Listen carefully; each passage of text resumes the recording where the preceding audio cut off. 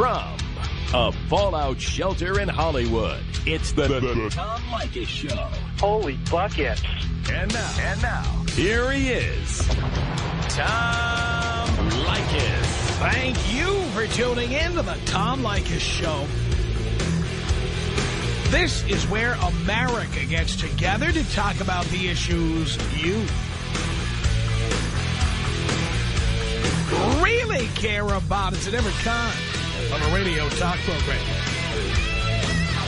We're the radio talk show that is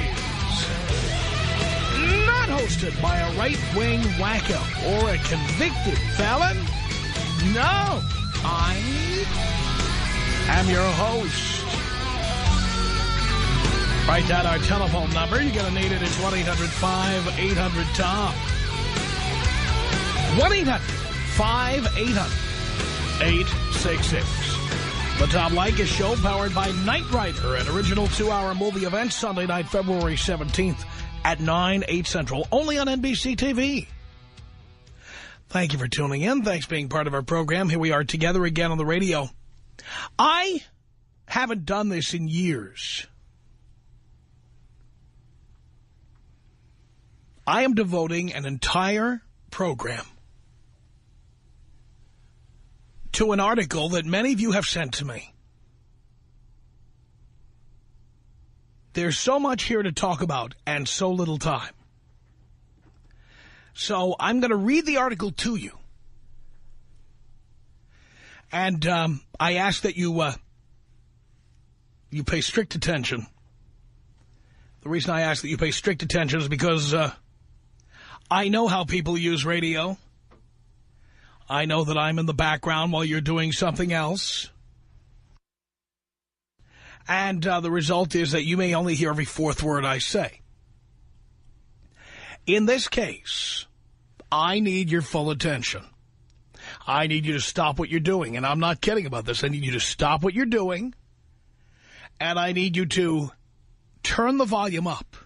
Louder. Not loud enough. A little more. Yeah, that's good. All right. Are you listening now? Huh? Are you paying attention?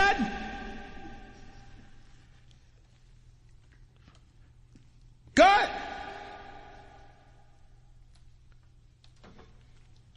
Let's get going here. Yeah, I like this. I like it a lot. I just do that all day. Here is the story. This, from a publication, and I want to make sure we get this all right.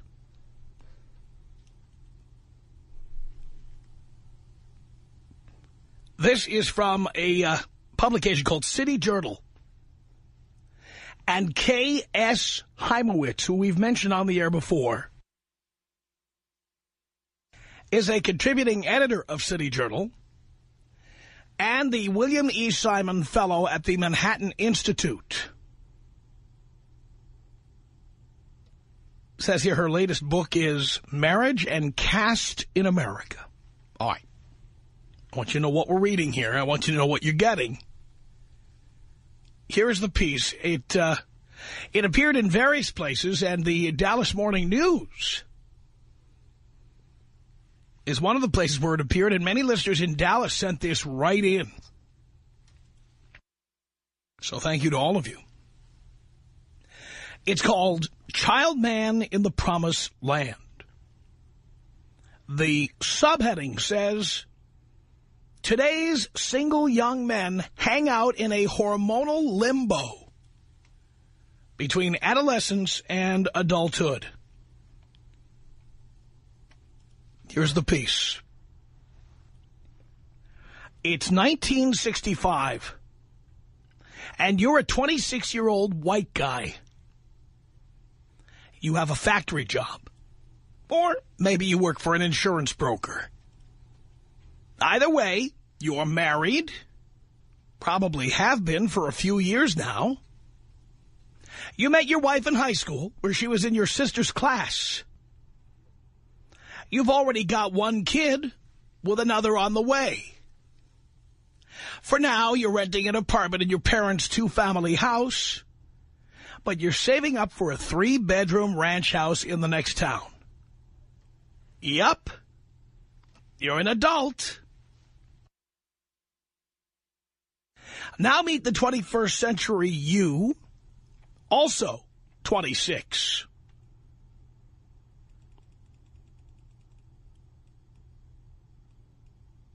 You finished college and work in a cubicle in a large Chicago financial services firm. You live in an apartment with a few single guy friends. In your spare time, you play basketball with your buddies, download the latest indie songs from iTunes, have some fun with the Xbox 360, take a leisurely shower, massage some product into your hair and face, and then it's off to bars and parties where you meet and often bed girls of varying hues and sizes. They come from everywhere: California, Tokyo, Alaska, Australia. Wife, kids, house. Are you kidding? Not so long ago, the average mid-20-something had achieved most of adulthood's milestones: high school degree, financial independence, marriage, and children. These days, he lingers happily in a new hybrid state of semi-hormonal adolescence and responsible self-reliance. Decades in unfolding, this limbo may not seem like news to many, but in fact it is to the early 21st century what adolescence was to the early 20th, a momentous sociological development of profound economic and cultural import. Some call this new period emerging adulthood. Others, extended adolescence. David Brooks recently took a stab, calling it the Odyssey years, a decade of wandering. But while we grapple with the name, it's time to state what is now obvious to legions of frustrated young women. The limbo doesn't bring out the best in young men. With women, you could argue that adulthood is, in fact, emergent. Single women in their 20s and early 30s are joining an international new girl order, hyperachieving in both school and an increasingly female-friendly workplace, while packing leisure hours with shopping, traveling, and dining with friends. Single young males, or SYMs, by contrast, often seem to hang out at a playground of drinking, hooking up, playing Halo 3, and in many cases underachieving. With them, adulthood looks as though it's receding. Freud famously asked, "What do women want?" Notice that he didn't ask what men wanted. Perhaps he thought he'd had that one figured out. But that's a question that ad people, media execs, and cultural entrepreneurs have pondered a lot in recent years. They're particularly interested in single young men for two reasons. There are a lot more of them than before, and they tend to have some extra change. Consider, in 1970, 69% of 25-year-olds and 85% of 30-year-old white men were married. In 2000, only 33% and 58% were, respectively. And the percentage of young guys tying the knot is declining as you read this. Census Bureau data show that the median age of marriage among young men rose from 26.8 in 2000 to 27.5 in 2006. A dramatic demographic shift for such a short time period.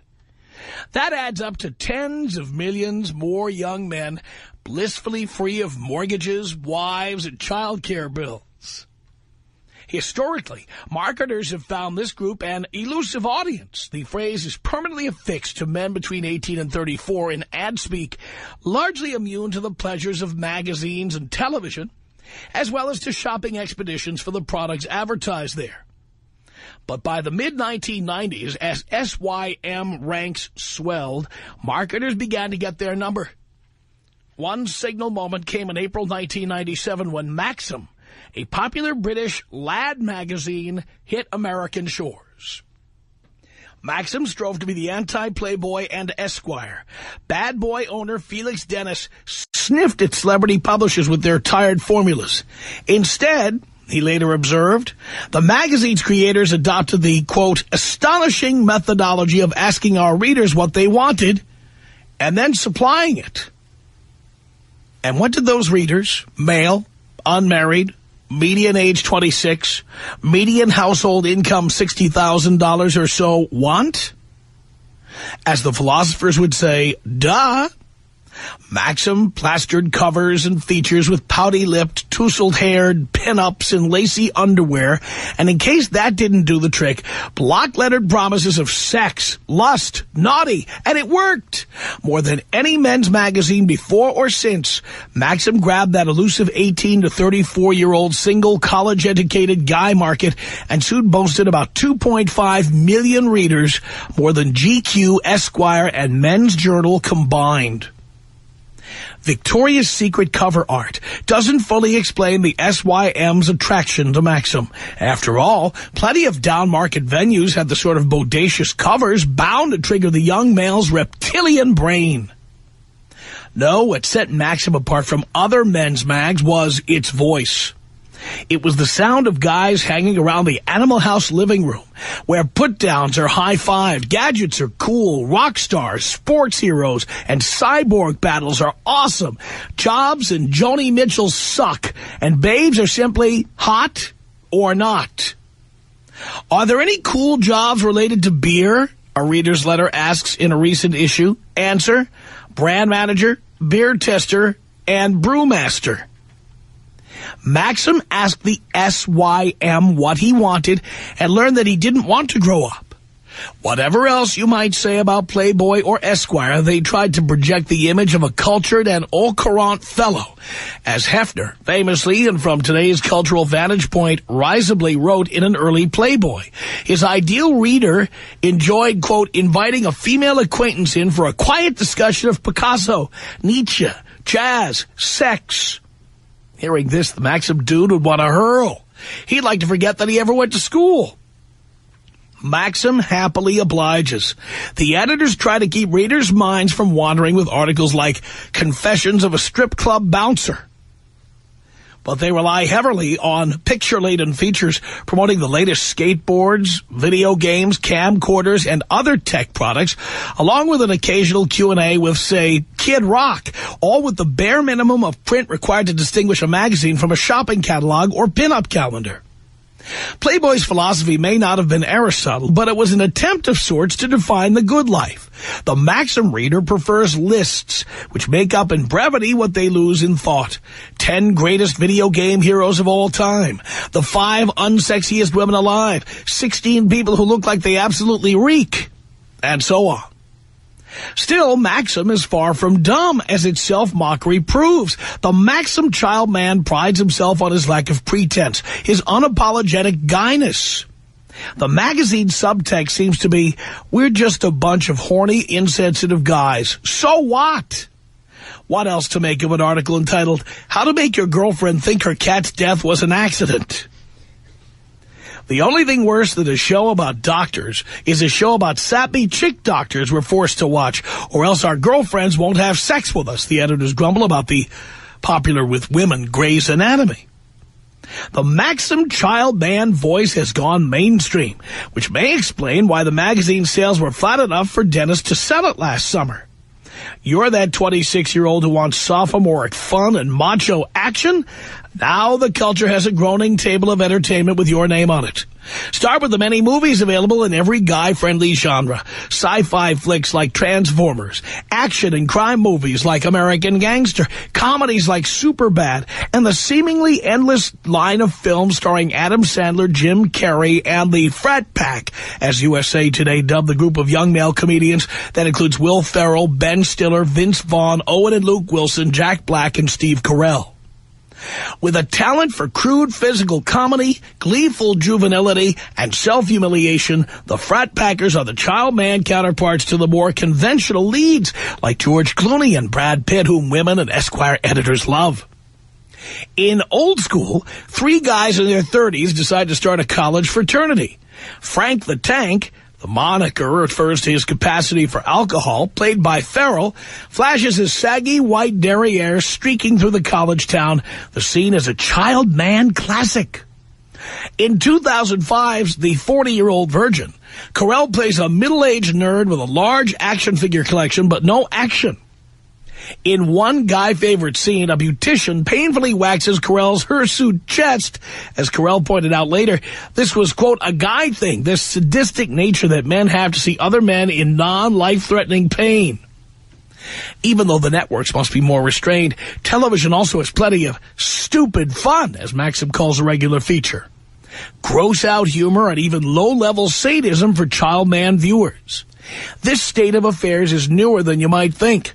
Apart from sports programming and The Simpsons, which came along in the early 1990s, there wasn't a lot to make young men pick up the remote.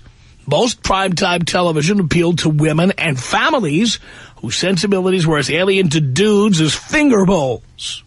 Does anyone have a finger bowl? Today, the child man can find entire networks devoted to his interests. Spike TV runs wrestling matches, Star Trek reruns, and the high-tech detective drama CSI. Black Belt TV broadcasts martial arts around the clock. Sci-fi is everywhere. Several years ago, the Cartoon Network spied the potential in the child man market too and introduced Adult Swim, late-night programming with adult cartoons like Family Guy and Futurama, a cult favorite co-created by Matt Groening of The Simpsons fame. Adult Swim has cut into the male Letterman and Leno audience, luring gold-plated advertisers Saab, Apple, and Taco Bell. Child men, it should come as no surprise, eat lots of fast food.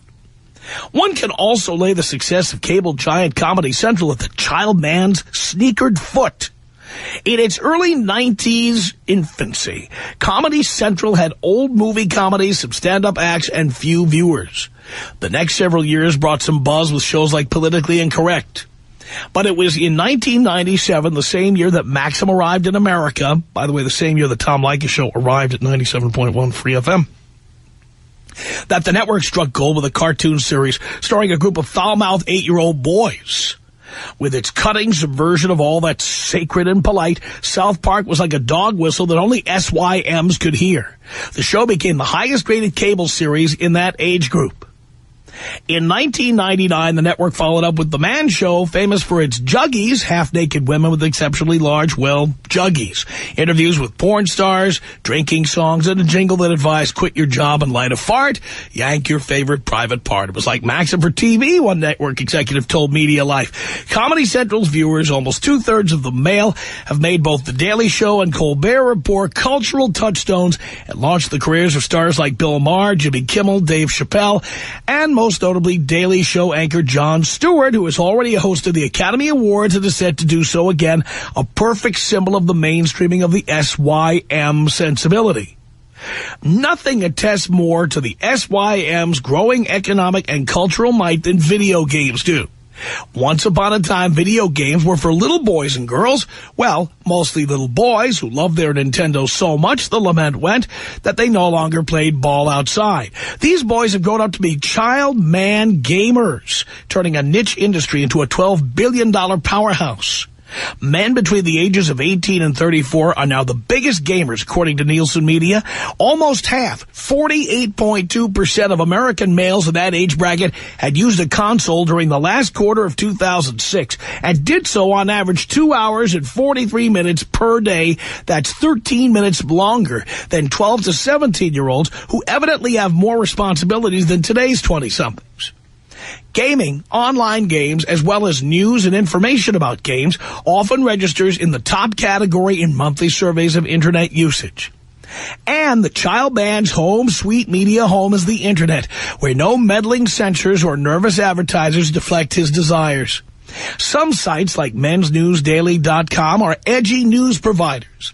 Others, like AskMen.com, which claims 5 million visitors a month, post articles like how to score a green chick in the best spirit of Maxim-style self-parody. How is an SUV driving, to-go cup using, walking environmental catastrophe like yourself supposed to hook up with them, the article asks. Answer? Go to environmental meetings, yoga, or progressive bookstores, but watch out for lesbians. Other sites like menarbetterthanwomen.com, tuckermax.com, the best page in the universe.com, and drunkosaurusrex.com walk Maxim's goofiness and good-natured women teasing over the line into nastiness. The men hanging out on these sites take pride in being, quote, badasses and view the other half bitterly. A misogynist is, quote, a man who hates women as much as women hate each other, writes one poster at Men Are Better Than Women, and another rails about a classic woman trap question like, does this make me look fat? Or, which one of my friends would you sleep with if you had to? Do you really enjoy strip clubs? The Fifth Amendment was created because its architects' wives, quote, drove them crazy, we'll say. I'm editing here. Asking questions that they'd be better off simply refusing to answer. That sound you hear is women not laughing. Oh, some women get a kick out of child men and their frat fart jokes. About 20% of Maxim readers are female, for instance. About 30% of our audience is female, by the way. And presumably not all are doing research for the dating scene. But for many of the fairer sex, the child man is either an irritating mystery or a source of heartbreak. In Internet chat rooms, in advice columns, in female water cooler confabs, and in the pages of Chick Lit, the words immature and men seem united in perpetuity. Women complain about the Peter Pan syndrome. The phrase has been around since the early 1980s, but it is resurgent. The Mr. Not Readies, the Mr. Maybes, Sex and the City chronicled the frustrations of 4 30-something women with immature, loutish, and uncommitted men for 6 popular seasons. Naturally, women wonder, how did this perverse creature come to be? The most prevalent theory comes from feminist-influenced academics and cultural critics who view dude media as symptoms of backlash, a masculinity crisis. Men feel threatened by female empowerment, these thinkers argue, and in their anxiety, they cling to outdated roles. The hypermasculinity of Maxim et al. Doesn't reflect any genuine male proclivities, rather retrograde media construct it. The fact that guys cheer on female heroines like Buffy the Vampire Slayer as much as they do Chuck Norris tells against this theory somewhat. But there's an ounce of truth to it. The men of the new media are in backlash mode, largely because they believe that feminists have stood in their way as media gatekeepers. That is, agents, editors, producers, and the like, who don't understand or accept men acting like men. They gleefully stick their thumbs in the eyes of politically correct tiskers. In one South Park episode, the sexual harassment panda, a mascot who teaches school kids the evils of sexual harassment, is fired after his little talks provoke a flood of inane lawsuits. In Maxim, readers can find articles like How to Cure a Feminist, one of whose recommendations is to, quote, pretend you share her beliefs by asking questions like, has Gloria Steinem's marriage hurt the feminist agenda? Insofar as the new guy media reflect a backlash against feminism, they're part of the much larger story of men's long, uneasy relationship with bourgeois order. The SYM with a taste for Maxim or South Park may not like Gloria Steinem, but neither does he care for anyone who tells him how to behave. Teachers, nutritionists, prohibitionists, vegetarians, librarians, church ladies, counselors, and moralists of all stripes. In fact, men have always sought out an antisocial, even anarchic edge in their popular culture. In a renowned essay, the critic Barbara Ehrenreich argued that the arrival of Playboy in 1953 represented the beginning of a male rebellion against the conformity of mid-century family life and of middle-class virtues like duty and self-discipline. All woman wants is security, she quotes an early Playboy article complaining, and she is perfectly willing to crush man's adventurous, freedom-loving spirit to get it. Even the name of the magazine, Ehrenreich observed, defied the convention of hard-won maturity. Ehrenreich was right about the seditious impulse behind Playboy, but wrong about its novelty.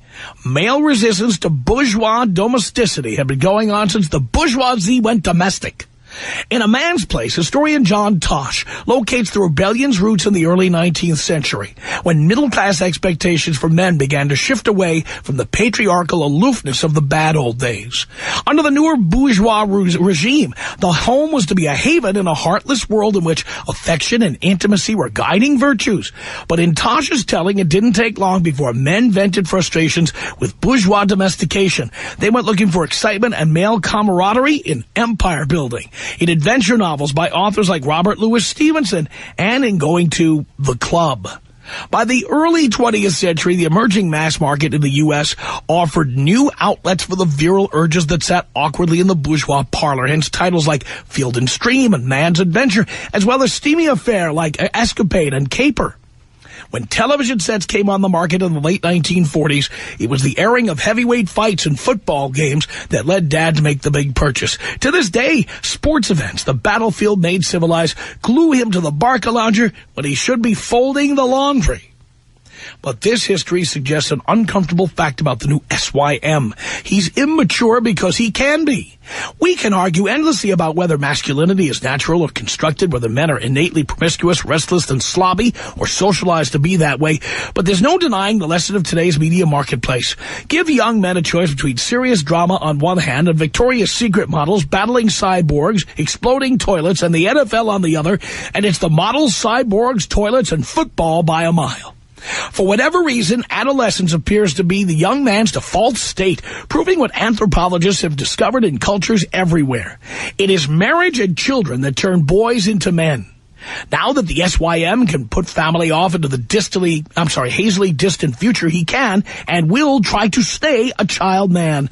Yesterday's paterfamilias or Levittown dad may have sought to escape the duties of manhood through fantasies of adventures at sea, pin-ups, or sublimated war on the football field, but there was considerable social pressure for him to be a mensch.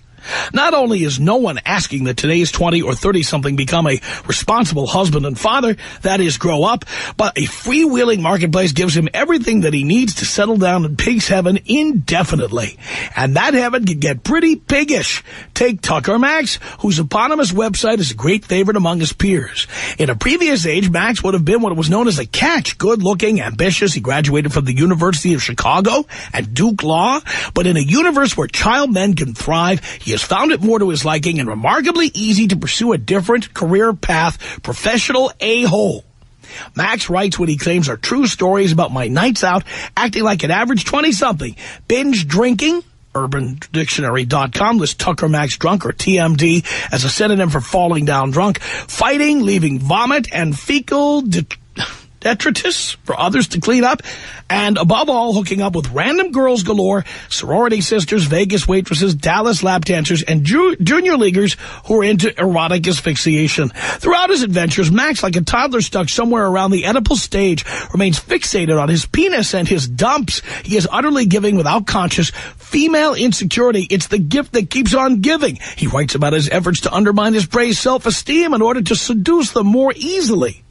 Think of Max as the final spawn of an aging and chromosomally challenged Hugh Hefner, and his website and best-selling book, I Hope They Serve Beer in Hell, as evidence of a male culture in profound decline.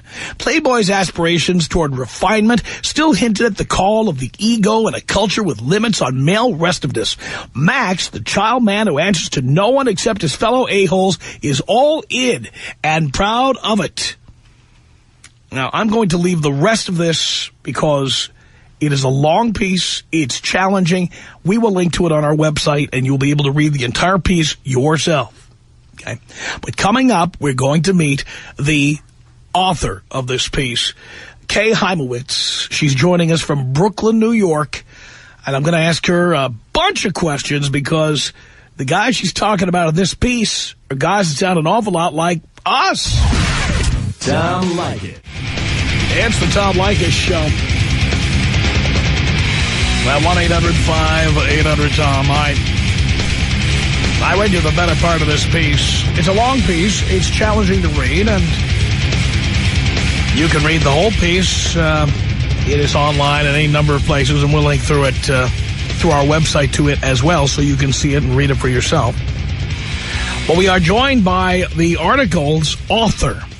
The article, in case you didn't hear the very beginning of this was a lengthy article, and we are devoting our entire program to some of the issues discussed in here.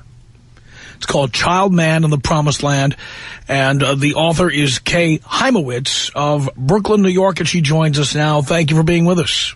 It's my pleasure to be here. What instigated you to write this piece, if I may ask? Well, I can tell you one thing. I'm sort of regretting it now. If you could see the mail that I've gotten. I have 2 daughters in my 20s, and I'm wondering whether they'll ever have a date again. Wow. But, well, to answer your question, I've been hearing so much from young women in their 20s, so many complaints about men, and so many complaints about their immaturity, about their failure to commit, on and on in that vein. Not just my daughters. In fact, my daughters don't complain as much as some women I know about it. So I was curious about that issue, and also about the fact that women do seem to be beginning, at any rate, to outperform men in the workplace, or in certain parts of the workplace. For instance, in New York City, young women in their 20s, college-educated women in their 20s are now earning more than men. So it struck me that something was going right for women in a way that it wasn't for men. And as someone who's very interested in how we are shaped by the culture around us, I began to look at that culture for men and was surprised at what I found. Now, I've read your piece in various forms because I imagine you have submitted it as an op-ed piece to various newspapers, and so I've read it in various forms of editing, and finally found the entire piece and got to read the whole thing. And you may not be aware of our radio program, but the guys you describe in your piece are our listeners. Mm-hmm. And they are our listeners by design. Our radio program took this form in 1997, like a lot of the things you describe in your article, because there's a demand for a radio program like this. I know where you live in New York City, they don't really have anything like this, but in many cities where our show is heard, there's a big demand for this kind of content. And I wonder, as we get started here with this conversation, I don't see anything in here about the perception by men, whether you think it's fair or not, that divorce is a real deterrent to marriage. When people hear how guys got taken to the cleaners, women got their pound of flesh, men are living in studio apartments or worse, their parents' houses, because they got their bank accounts cleaned out, is it possible that might have something to do with men not wanting to get married? Well, I'm glad you brought up that point, because I have gotten a lot of mail from men who are saying precisely that. They believe that they got a very raw deal in marriage and have seen other men they know who've gotten a raw deal and want to stay away from the whole institution. And I suppose I would say this. I do think that I actually believe that men are getting a raw deal in many cases, and I expect to do a follow-up piece that's a little bit more sympathetic to the impact that feminism, I think, has had on young men and on women's relationship to men. I mean, one thing I ask all the time on this program, and I say this as someone who's been divorced more than once, mm-hmm. What's in it for men to get married anymore? Well, in a divorce culture, I suppose you could say that there's not much. But the problem is this is a self-perpetuating phenomenon. In other words, you have men who are not appealing to women as possible husbands who then, if they do get married, are maybe not behaving in ways that women find very satisfying, who maybe continue to see themselves as youngsters, as adolescents, and are not willing to become more grown up and take responsibilities. Well, hang on one second. You talk about not wanting to take on responsibilities. Why create responsibilities where none exist? Well, why? Because what's your alternative? What kind of life do you want to have? Do you want to have a life where you never have long-term serious relationships, where you don't have children? I'll tell you where what, you never live with your children? We have to take a break. When I come back, I'm going to talk about my own lifestyle, which is the one I talk about to my listeners. And I'm going to ask you to tell me where I'm going wrong if you think I'm going wrong. Oh, okay. All right. Now, my listeners don't know what I'm about to tell you, but I'll tell it to you, and then I'll let you tell me what's wrong with my lifestyle, okay? Mm-hmm. And maybe there's nothing wrong with it in your opinion, but I'll give you an opportunity to critique it. Sounds good. Okay, hang on. Kay Hymowitz is with us. She is the editor of City Journal, and she wrote this piece called Child Man in the Promised Land. If you go to blowmeuptom.com, we link right through to her piece. You can read it. You can decide for yourself how you feel about it, and we'll get to your telephone calls as well coming up. Tom Leykis. It's the Tom Leykis Show. We are joined by Kay Hymowitz, who is the editor of City Journal. Their web address, by the way, city-journal.org. And we're talking about her piece, which is linked on our website, Child Man of the Promised Land, which I never, at least not in the last many years, I've never devoted an entire show to one subject. I think the last time was 9/11, if I recall correctly. And so it is rare, but this article seems to speak directly to the people who listen to a program like this one. Now, Kay, before the break, I promised to tell you a bit about me and my lifestyle, and I'd like to get your critique on this. I've been married and divorced more than once. I am now divorced, and my attitude is there's no incentive for me to get married. I own a house in the Hollywood Hills with 6 plasma screens, 2 jacuzzis, 1 indoor, 1 outdoor, a stripper pole, a large collection of DVDs, the top-of-the-line DirecTV subscription called Titanium Service, where you get every channel DirecTV has, over 1,000 channels. I've just bought myself a second home for weekend partying up in the area where they filmed the movie Sideways, up north of Santa Barbara. This is a 5,000-square-foot house with 20 acres where I'm putting in a wine cave, a swimming pool, a spa, and a number of other goodies, so that when I'm not at home, I can bring my female company up there and continue the party up there. This is money that I would not have had I stayed married to women I've been with in the past, one of whom has a child that she is supporting, not from me, one of whom has had some problems with disabilities that occurred after she knew me. I don't have any of the expense of taking care of another individual. I have been through a couple of really tough divorces. And what is my incentive to get married? Is there a problem with living this way? Well, let me ask you this. Do you have children? By design, I do not. Mm-hmm. And you never want them then? By design. Yeah. Okay. Well, that changes a lot. Most people, including men, do want to have children at some point in their lives. I think you should ask these men you're writing about whether that's as true as you think it is. Because well, I know a lot of these guys unwittingly get dragged into the net because the condom breaks or because they were drunk and weren't paying attention. I don't think there are as many guys who want to have kids as you think. Well, you should look at the survey data. There's an awful lot out there, and certainly by the time they're in their late teens and early 20s, most men, the vast majority of men, say that they are looking forward to a family life with wife and children. So that is a desire of many, many young men. All right, then the question becomes, what's the rush?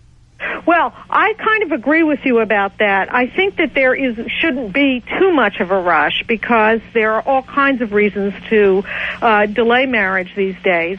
For one thing, people are not financially settled until their later 20s in many, many cases. There is more time because we live longer. So I don't, it's not so much that I think people should marry very early. We know that you marry too early and your marriages are not. The thing is, I don't know why men should have to marry at all. The Tom Leykis Show.